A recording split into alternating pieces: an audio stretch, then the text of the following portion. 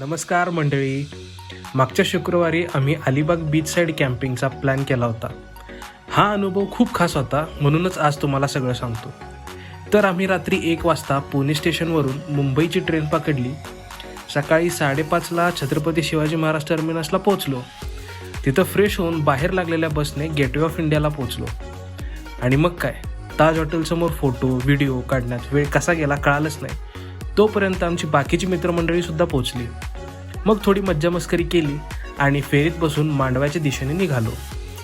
मांडव्याला पोहोचलो, पळत पळत बस पकडली आणि शेवटी अलिबागच्या बीचवर पोहोचलो.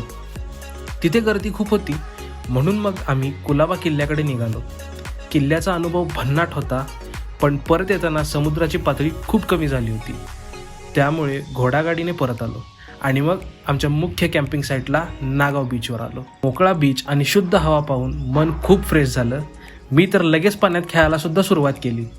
खेळता खेळता रात्र कधी झाली कळालंच नाही. आणि रात्री कॅम्पिंग साईटवर लाईट्स आणि डेकोरेशन फार भारी दिसत होतं. आम्ही बार्बेक्यूचा आस्वाद घेत होतो आणि त्याचवेळी DJ सुरू झाला. मग काय, नाचून नाचून दमलो.